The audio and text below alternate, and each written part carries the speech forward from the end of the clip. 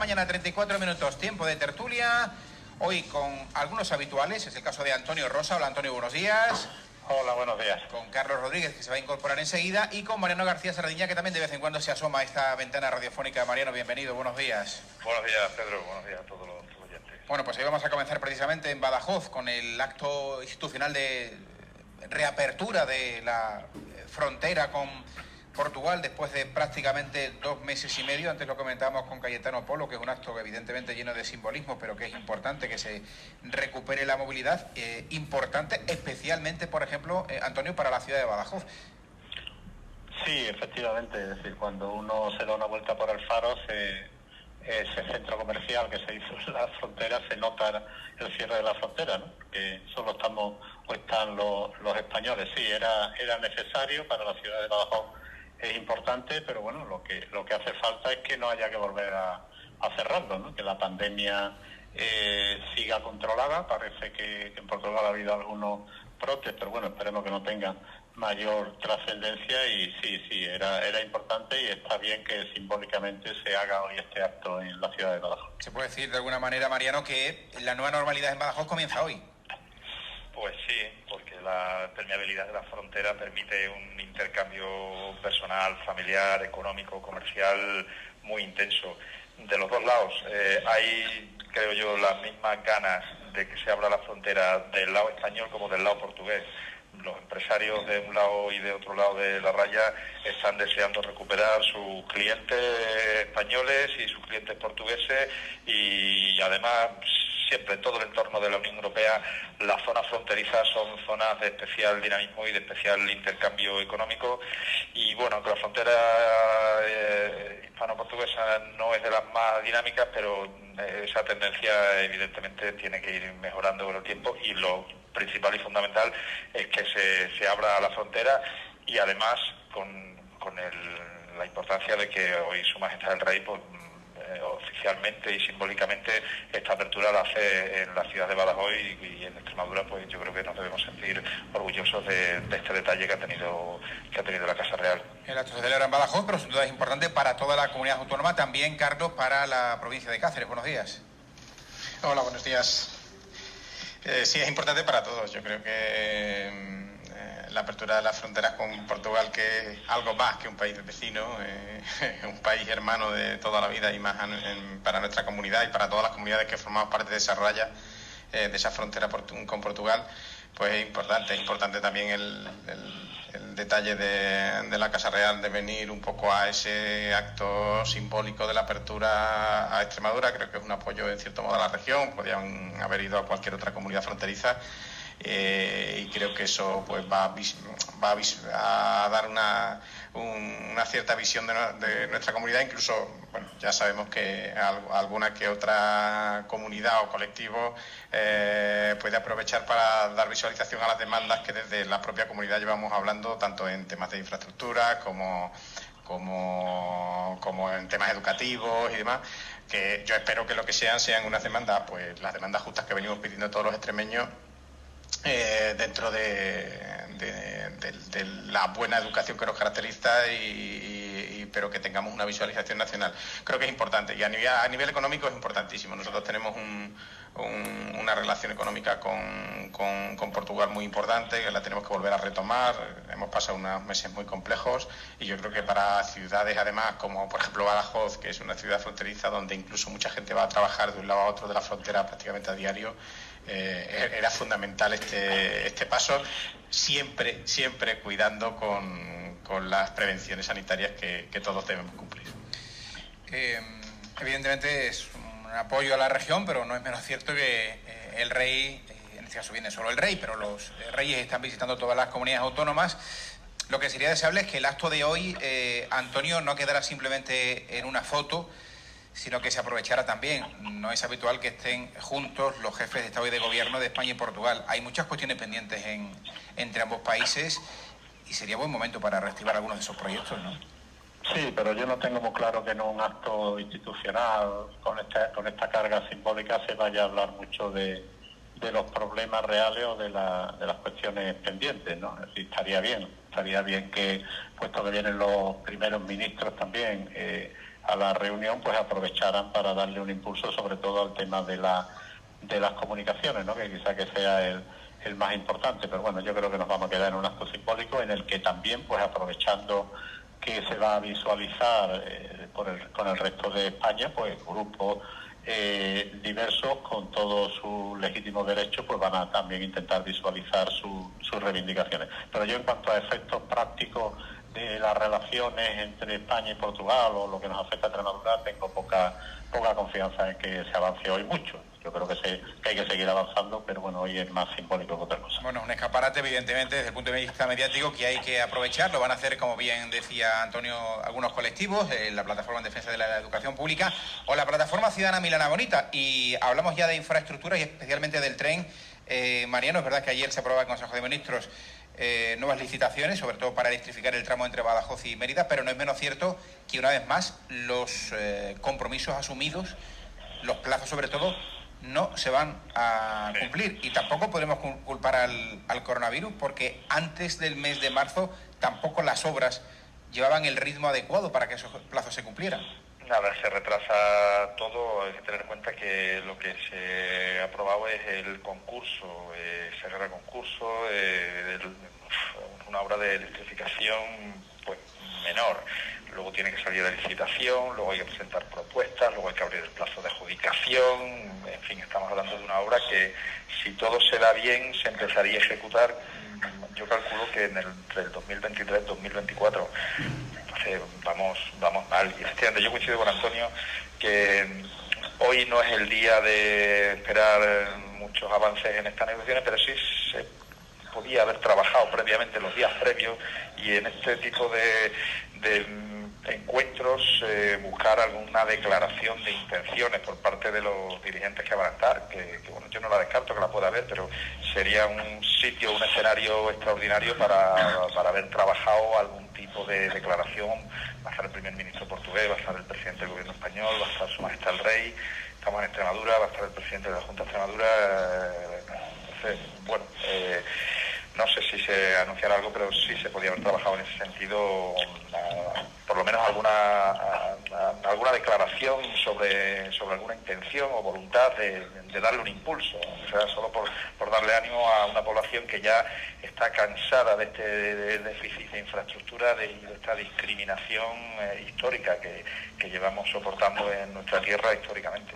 En cualquier caso, sí, Antonio. No, decía Pedro que yo sí creo que es muy importante la licitación que se aprobó ayer. Es decir, ayer se aprobó licitar la electrificación, no la redacción del proyecto. Es decir, hay 27 millones de euros para llevar a cabo la electrificación entre la entrada de Mérida y la frontera de Calla, que es un tema importante también que ahora comentaré, y por tanto con ello se completa, puesto que la otra ya está en marcha, toda la electrificación entre Plasencia y la frontera de Calla. Yo creo que es importante porque significa que continúan las obras. Hay un detalle también que a mí me llamó ayer la atención, que se licita hasta Calla, es decir, que no solo la plataforma que hay construida, sino la entrada en Badajoz y la salida hacia Calla. Yo creo que es importante. Yo creo, independientemente del tema de los retrasos, que habrá que ver, habrá que analizarlo, yo creo que el tramo entre Plasencia y Badajoz pues está muy avanzado. No hay nada más que ir a Plasencia para ver obras por todos lados, pero a mí lo que realmente me preocupa es la situación de la línea desde Navalmoral de la Mata hacia Madrid. Es decir, yo creo que ahí es donde tenemos el agujero negro que sigue sin resolverse, no se sabe por dónde va a ir, y entonces vamos a tener, más pronto que tarde, un buen tren entre Plasencia y Badajoz, pero para ir a Madrid vamos a tener tiempo que esperar todavía, ¿no? Pero bueno, yo creo que se trata de valorar la licitación de ayer, y yo creo que es positiva, y además se hace para el trazado de AVE, lo cual también es importante seguirse en la licitación. Antonio, el caso de trazado, sobre todo a partir de Navalmoral, a estas alturas aún no se conoce el trazado definitivo hacia Madrid, y el estudio informativo debería haberse publicado ya hace algunos meses. Carlos, ¿cómo valoras un poco los pasos que se están dando? Precisamente por esto último que comentaba Antonio, son tan importantes las alianzas interregionales e interpaíses. Y tomó las palabras de Mariano en el sentido de que se podía haber aprovechado este acto, que yo considero que es un acto pues que no va a ir más allá de lo simbólico, pero sí para haber trabajado previamente a nivel más técnico y más operativo para lanzar. Pues a lo mejor es difícil lanzar con unos compromisos reales, pero sí una hoja de ruta o una hoja de partida, al menos en determinadas cosas que puedan suponer de importancia entre los dos países, entre España y Portugal. Aprovechando incluso que el gobierno español iba a aprobar esta serie de inversiones hasta la frontera de Calla, pues podía haber planteado a Portugal un cierto compromiso con una hoja de ruta clara para la conexión Lisboa-Madrid de alta velocidad electrificada en los próximos años, pues a lo mejor un cierto compromiso que vaya más allá de los compromisos de cada uno de los países, que yo sé que la situación en Portugal y en España no es la misma y demás, pero siempre el acto simbólico con una hoja de ruta más o menos con unos plazos estipulados entre los dos países, yo creo que hubiera significado, hubiera dado algo de confianza y optimismo a la propia región extremeña, pero no solo a la propia región extremeña, sino hubiera marcado una vía de trabajo conjunto entre los dos países para conectar sus dos grandes capitales a través de una vía de tren rápida y electrificada, que yo creo que hubiera sido un buen punto de partida y un buen mensaje para ya no solo la comunidad extremeña, sino para ambos países. Igualmente pienso que para avanzar en esos trabajos que todos nos preocupan a nivel del tramo Talavera-Madrid para esa conexión, Extremadura debe trabajar de la mano a nivel de presión política y de trabajo operativo y trabajo técnico y todo eso, con Castilla-La Mancha deben de ir de la mano para intentar presionar a que esa ruta se acelere y por lo menos se defina, porque si no, lo dicho, vamos a tener una línea electrificada que nos va a pasear por Extremadura, que sí, que Extremadura es muy bonito y vamos a pasear en mejores condiciones, muy buenas condiciones no, pero en mejores condiciones de las que estamos ahora, pero cuando lleguemos a Talavera, pues sí, realmente para lo que queremos es tener una buena conexión con la capital, que nos permitan tanto a todas las empresas, pues técnicos, funcionarios, ciudadanos, turismo, tener una buena conexión ferroviaria con Madrid. No la vamos a tener porque cuando lleguemos a Plasencia o a Talavera vamos a seguir teniendo una vía pues de hace décadas, ¿no? Por eso esas vías y esos actos simbólicos, si se trabajan técnica y operativamente de forma previa y tal, yo creo que pueden significar muchos avances. No sé, veremos a ver lo que da de sí el día. Yo espero que esto fructifique en algo más que un mero acto simbólico. Bueno, a mí también me preocupa la vía de Talavera a Madrid. Lo iremos comentando durante toda la mañana aquí en la Radio Pública Extremeña. Recuerden que hay un acto primero en Badajoz, 10:30, y después 12 menos cuarto hora española en Portugal, y allí nos cuentan que sí es probable que los primeros ministros, el presidente del Gobierno de España y el primer ministro de Portugal, hagan declaraciones ante los medios. La colaboración entre ambos países es fundamental también en la lucha contra incendios. Noticias tranquilizadoras las que llegan, se lo estamos contando desde primera hora, desde La Raya, precisamente porque a las 8 en punto de la mañana se daba ya por estabilizado el incendio que se declaró anoche en una zona limítrofe con Portugal, cerca de Zarza-la-Mayor. Se han incorporado ya también medios aéreos y medios terrestres para intentar controlar ese incendio que anoche realmente era preocupante por el viento que dificultaba el control.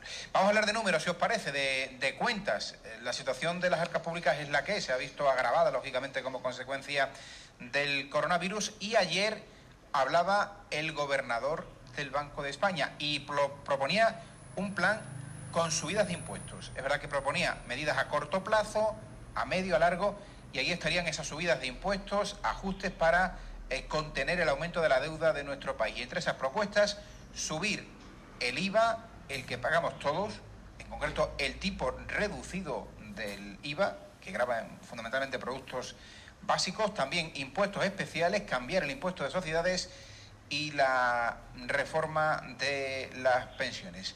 ¿Es el momento de pensar en cuadrar las cuentas, Antonio? Bueno, yo creo que es importante lo que hizo ayer el Banco de España. Yo lamento que hoy no esté nuestro amigo Javier en la tertulia, porque... Ha sido casualidad, no es por evadir el tema. Es un tema que hemos discutido muchas veces. Yo creo que por fin el Banco de España ayer hace algo importante, poner sobre la mesa que el déficit, que el ajuste del déficit no es solo cuestión de gasto.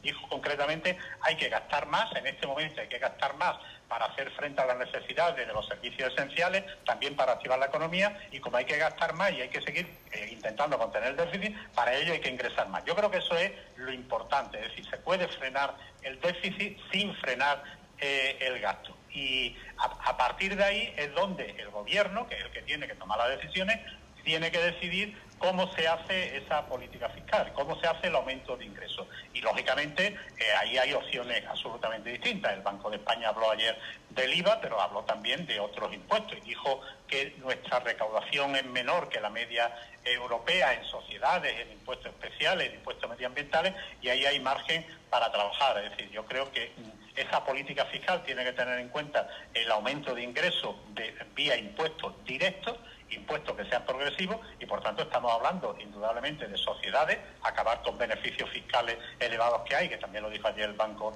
de España, ajustar los tipos, patrimonio, rentas más altas, hay impuestos ambientales. Es decir, yo creo que hay margen para trabajar, pero insisto, yo me quedo y esta reflexión se la dedico a nuestro amigo Javier, que supongo que nos estará escuchando, que por fin podemos hablar de que la política fiscal no se combate, la política fiscal no tiene solo un elemento que es reducción de gastos, tiene otro muy importante que es incremento de ingresos.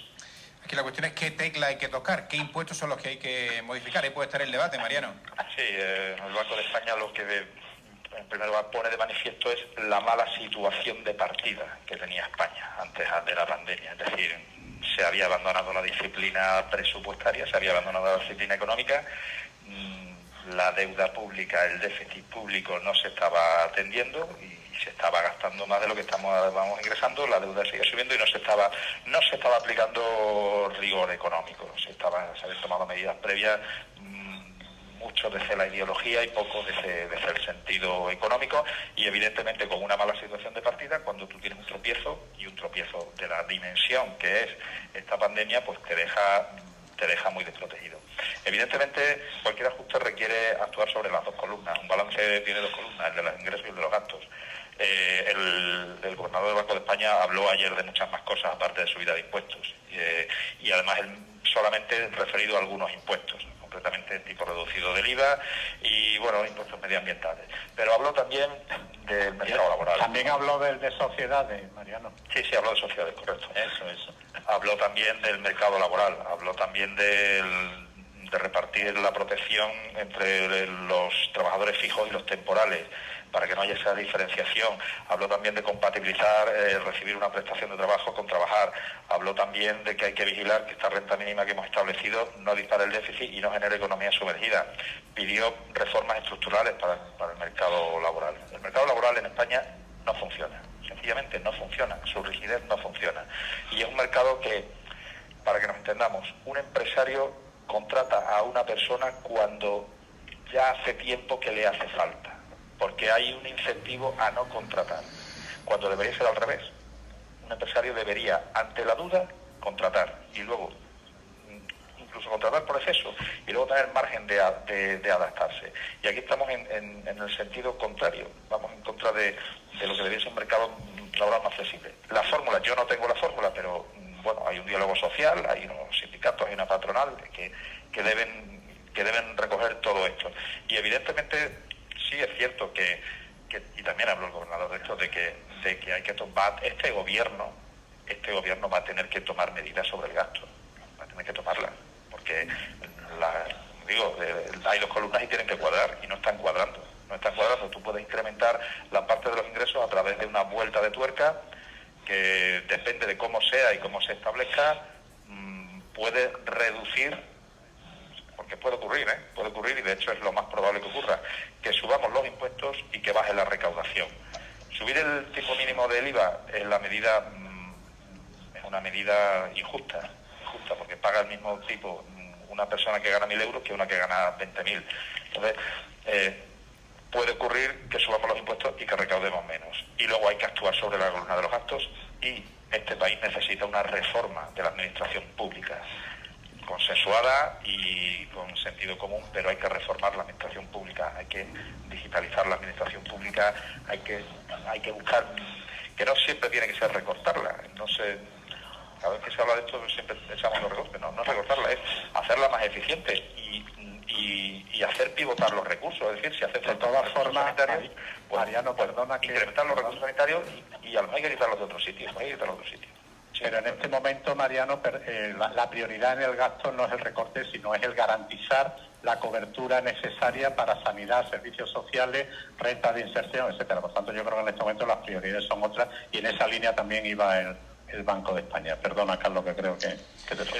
Bueno, sí, voy a coger precisamente las palabras para argumentar precisamente lo que quería decir. El Banco de España, alineándose con el discurso que últimamente desde el FMI se viene produciendo del gasto en cuanto puedan, porque es un periodo en el que hay que gastar para intentar combatir la crisis que nos avecina y cubrir a los más necesitados y todo lo demás.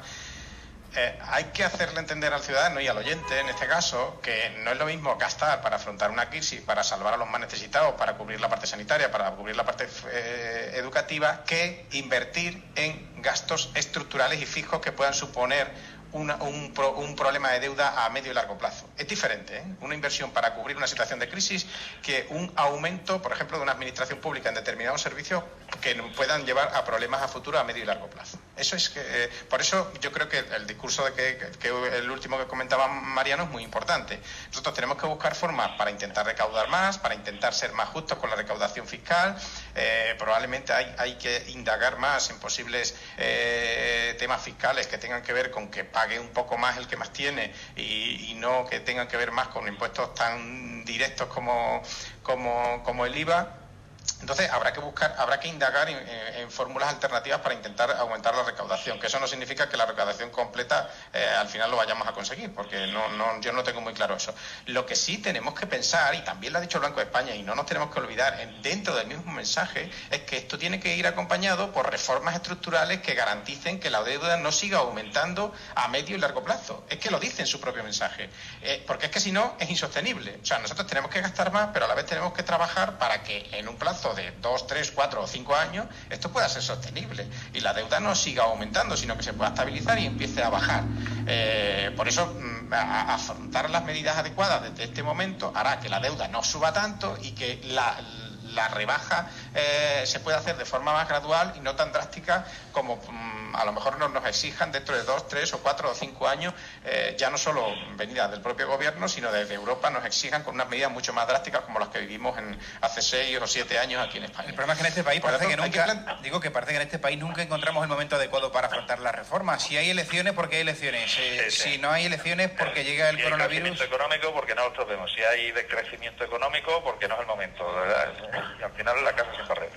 Pero yo creo que estamos en una situación nueva. Decía Carlos ahora que el Banco de España viene a sumarse a lo que, por ejemplo, ha planteado el Fondo Monetario Internacional, ¿no? Y yo no creo que sea porque todos estos organismos internacionales, regulatorios, estén invadidos por los bolivarianos, sino porque se están dando cuenta que la política que se había impulsado hasta ahora no ha funcionado. Es decir, yo creo que estamos en una situación nueva en la que, por supuesto, la deuda hay que intentar controlarla. El porcentaje de deuda sobre el PIB necesariamente, aunque no aumentáramos el déficit, va a aumentar espectacularmente por la caída del PIB, pero digo, estamos en una situación nueva en la que necesariamente hay que plantear que la activación de la economía no se hace a través de los recortes de los gastos públicos y por tanto las prioridades tienen que ser otras. Hay que blindar los gastos sanitarios, los gastos Antonio, en servicios sociales, Antonio, en cualquier educación. estructura, sí.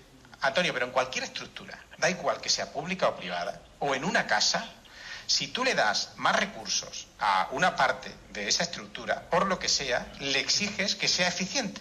Por tanto, por supuesto. si dotamos de recursos públicos a determinadas cosas que ahora son importantes, la administración tiene que conllevar una reforma estructural que haga que esa administración sea más eficiente y más flexible, porque también hemos visto durante esta crisis que a lo mejor no se han podido afrontar determinadas cuestiones porque la administración o determinados organismos dentro de la administración no han tenido la flexibilidad suficiente. Hay que trabajar en las dos vías, yo lo único que digo, en las dos vías.